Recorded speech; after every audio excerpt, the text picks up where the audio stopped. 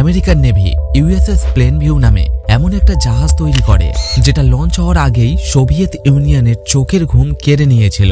গভীর সমুদ্রে ঝড়ঝাপটার মধ্যে যেখানে সাধারণ যুদ্ধ জাহাজকে অনেক বাধার মুখে পড়তে হয়, সেখানে ইউএস নেভির এই নতুন যুদ্ধ জাহাজ সমুদ্রের বড় বড় ঢেউকে কেটে সাঁতার দেওয়ার বদলে জলের উপর দিয়ে প্রায় উড়ে যেত। দূর থেকে দেখলে মনে হতো এই জাহাজ ঠিক যেন জলের উপর দিয়ে উড়ে যাচ্ছে। কিন্তু ভাবার বিষয়টা হলো, এটা যদি এতটাই অ্যাডভান্স জাহাজ হবে তাহলে এর মধ্যে এমন কি সমস্যা ছিল যে আমেরিকান নেভি থেকে একে একেবারের জন্য বাদ দেয়া হলো। আজকের ভিডিওতে আমেরিকান নেভির সমুদ্রের উপর দিয়ে উড়ে যাওয়া সেই অদ্ভুত জাহাজের বিষয়ে জানতে পারবেন। 1960 সালে দ্বিতীয় বিশ্বযুদ্ধের পর যখন আমেরিকা এবং রাশিয়ার মধ্যে ঠান্ডা লড়াই চলছিল, সেই সময় এই দুই দেশই তাদের জোট দেশের সাথে মিলে গোটা পৃথিবীকে নিজেদের ক্ষমতার প্রমাণ দিতে থাকে। এদের মধ্যে কে সবথেকে বেশি শক্তিশালী সেটা দেখানোর জন্য এই দুই দেশের মধ্যে যেন একটা প্রতিযোগিতা চলছিল। আর এই প্রতিযোগিতায় জেতার জন্য এমন সব জিনিস তৈরি করার প্রয়োজন ছিল, এমন সব টেকনোলজির দরকার ছিল যা পৃথিবীর মানুষ এর আগে কখনোই দেখেনি। দ্বিতীয় বিশ্বযুদ্ধের সময় আমেরিকান নেভি তার যুদ্ধ কৌশল দিয়ে গোটা পৃথিবীকে নিজের হাতের মুঠোয় করে নিয়েছিল, কিন্তু সোভিয়েত রাশিয়ার কয়েকটা মাত্র ডেভেলপমেন্টই আমেরিকান নৌবাহিনীর শক্তিকে বিপদের মুখে ফেলে দেয়। সোভিয়েত ইউনিয়ন এমন সব অ্যাডভান্স লেভেলের নিউক্লিয়ার সাবমেরিন বানাতে শুরু করে যে আমেরিকান নেভি চাইলেও এগুলোর কোনো ক্ষতি করতে পারবে না। এই সাবমেরিন জলের নিচে প্রায় 75 কিলোমিটার প্রতি ঘন্টার গতিতে যেতে পারে। সেখানেই আমেরিকান নেভির জাহাজের গতি ছিল অনেক কম। গতি ছাড়াও এই সাবমেরিন জলের 350 মিটার গভীরে গিয়ে আমেরিকান নেভির র্যাডার এবং সোনার স্ক্যানিং সিস্টেম থেকে নিজেকে লুকিয়ে রাখতে পারত। আমেরিকার ভয় ছিল এই সোভিয়েত সাবমেরিন আমেরিকান নেভির জাহাজগুলোর পিছু নিয়ে খুব সহজেই এগুলোকে ধ্বংস করতে পারে। এই সোভিয়েত সাবমেরিন যদি আমেরিকান নেভির র্যাডারে চলেও আসে, তবুও ইউএস নেভি এর কিছুই করতে পারবে না, কারণ অনেক গতিবেগ হওয়ার জন্য শুধুমাত্র একে ধরাই মুশকিল ছিল না, বরং সেই সময় টর্পেডো মিসাইল, যেগুলো আন্ডার ওয়াটার গাইডেড মিসাইল ছিল, সেই মিসাইলের গতিও সোভিয়েত সাবমেরিনের থেকে অনেক কম ছিল। সোভিয়েত সাবমেরিনের এই বিষয়টা আমেরিকান নেভির গলার কাঁটা হয়ে দাঁড়িয়েছিল। এই সাবমেরিনের মোকাবিলা করার জন্য আমেরিকান নেভির এমন একটা জাহাজ তৈরি করার প্রয়োজন ছিল যেটা এই সাবমেরিনের থেকেও অনেক দ্রুত গতিতে যেতে পারবে। আমেরিকান নেভির অফিসাররা যে জিনিসটা খুঁজছিল সেটা একজন ইটালিয়ান ইঞ্জিনিয়ার 1906 সালে অর্থাৎ অনেক আগেই বানিয়ে ফেলেছিল। ইনি এমন একটা বোট তৈরি করেছিলেন যেটা জলের নিচে থাকা উইংকে ব্যবহার করে অনেক দ্রুত গতিতে যেতে পারবে।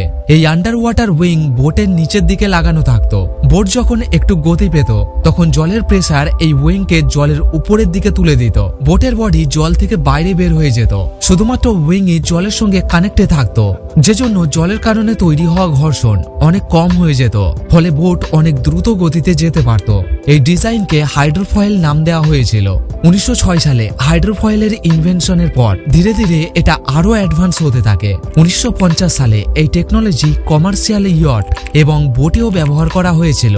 হাইড্রোফয়েলের এই ডিজাইন ইউএস নেভির খুবই ভালো লেগেছিল, কিন্তু এতে একটাই সমস্যা ছিল, আর সেই সমস্যাটা হলো এই বোট শুধুমাত্র লেকেই চলতে পারত, যেখানে জল একেবারেই শান্ত। কিন্তু আমেরিকান নেভির এই বোটটার প্রয়োজন ছিল সমুদ্রে, যেখানে বড় বড় মারাত্মক ঢেউ ওঠে। এখানে এইসব বোটগুলোর পক্ষে দ্রুত গতিতে চলা সম্ভব ছিল না, আর সেই জন্যই আমেরিকান নেভি এই হাইড্রোফয়েলের ডিজাইনে কিছু পরিবর্তন করার সিদ্ধান্ত নেয়। আন্ডার ওয়াটার উইংকে একেবারে ফ্ল্যাট করে জলের নিচে পজিশন করা হয়। এর ফলে জলের ঢেউ বোটের বডি এবং উইং এর মাঝামাঝি জায়গাতে থাকতো, যে জন্য অনেক ঢেউয়ের মধ্যেও বোট কোনো রকম সমস্যা ছাড়াই নিজের দ্রুত গতিকে মেনটেন করে চলতে পারত। তবে নতুন ডিজাইনের এই বোটে একটাই সমস্যা ছিল, বোটের নিচে লাগানো এই উইং গুলোকে যেমন করেই হোক কন্টিনিউয়াসলি এমন করে মুভ করাতে হতো যাতে বোটের পজিশন সবসময় সোজা থাকে। 1960 সালের মধ্যেই এই টেকনোলজিও তৈরি হয়ে যায়। ইউএস নেভি ভেবে নিয়েছিল রাশিয়ান সাবমেরিনের মোকাবিলা করার জন্য এই ডিজাইনই সবচেয়ে ভালো হবে। বড় বড় ঢেউয়ের মধ্যেও এই হাইড্রোফয়েল জাহাজ রাশিয়ান সাবমেরিনের পিছু করতে পারবে। 1970 সালের মধ্যে আমেরিকান নেভি হাইড্রোফয়েলের 4টে প্রোটোটাইপ তৈরি করে ফেলে, যার মধ্যে সবচেয়ে বড় 320 টন ওজনের ইউএসএস প্লেন ভিউও ছিল। এটা সেই সময়ের পৃথিবীর সবচেয়ে বড়, সবচেয়ে দ্রুত হাইড্রোফয়েল শিপ হিসেবে পরিচিত ছিল। কম গতিতে এটা ঠিক তেমনই চলে যেমন অন্য সব যুদ্ধ জাহাজগুলো চলে, কিন্তু যখন এর গতি বাড়ানোর দরকার হবে তখন এর হাইড্রোফয়েলকে হাইড্রোলিক জ্যাকের সাহায্যে নিচে নামিয়ে দেওয়া হতো। এটা 14,000 হর্স পাওয়ারের ইঞ্জিন ছিল, যেটা আসলে F4 ফ্যান্টম ফাইটার জেটের ইঞ্জিন। প্লেন ভিউ এই ইঞ্জিন এবং হাইড্রোফয়েলের সাহায্যে প্রতি ঘন্টায় 91 কিলোমিটার গতিতে যেতে পারত, অর্থাৎ সোভিয়েত সাবমেরিনের থেকেও 16 কিলোমিটার বেশি গতিতে। এছাড়াও প্লেন ভিউতে বাড়তি জেট ইঞ্জিন লাগানোর অপশনও ছিল, যার ফলে এটা 170 কিলোমিটার প্রতি ঘন্টার গতিতে যেতে পারবে। এইসব জিনিস ছাড়াও প্লেন ভিউতে খুবই অ্যাডভান্স অটোমেটিক কন্ট্রোল সিস্টেম লাগানো হয়েছিল, যেটা হাইড্রোফয়েলকে 10 ফুট উঁচু ঢেউয়ের মধ্যেও কন্ট্রোল করতে পারত।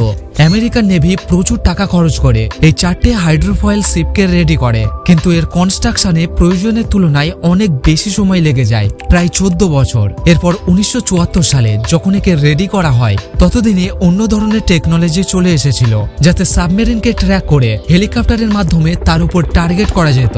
যার মানে হলো হাইড্রোফয়েলকে যে উদ্দেশ্য নিয়ে তৈরি করা হয়েছিল সেটা এখন অন্যভাবেও করা যাবে, অর্থাৎ ফাস্ট পেট্রোলিং ছাড়া হাইড্রোফয়েলের আর কোনো কাজই ছিল না। এছাড়াও হাইড্রোফয়েলে লাভের তুলনায় লোকসান ছিল অনেক বেশি। এই জাহাজের কাঠামো সাধারণ যুদ্ধ জাহাজের তুলনায় অনেক দুর্বল ছিল, বেশি ওজনের জিনিসপত্র এর উপরে রাখা যেত না, যার মানে হলো ভারী ভারী যুদ্ধের অস্ত্র এর উপরে লাগানো সম্ভব নয়। তাছাড়া একে চালানোর জন্য অন্যান্য জাহাজের তুলনায় প্রচুর পরিমাণে তেল লাগতো, যার মানে হলো অনেক বেশি টাকা খরচ হওয়া। আর এই জন্যই আমেরিকান নেভির এই নতুন জাহাজকে অনেকেই পছন্দ করতো না। গোটা পৃথিবীর সামনে নিজেকে শক্তিশালী দেখাতে গিয়ে এই উড়ন্ত জাহাজ একটা বিতর্কের কারণ হয়েছিল। কেউই চাইছিল না নেভির বেশিরভাগ বাজেট এমন একটা কাজে খরচ হোক যে কাজটা অনেক কম খরচে অন্যভাবে করা যাবে।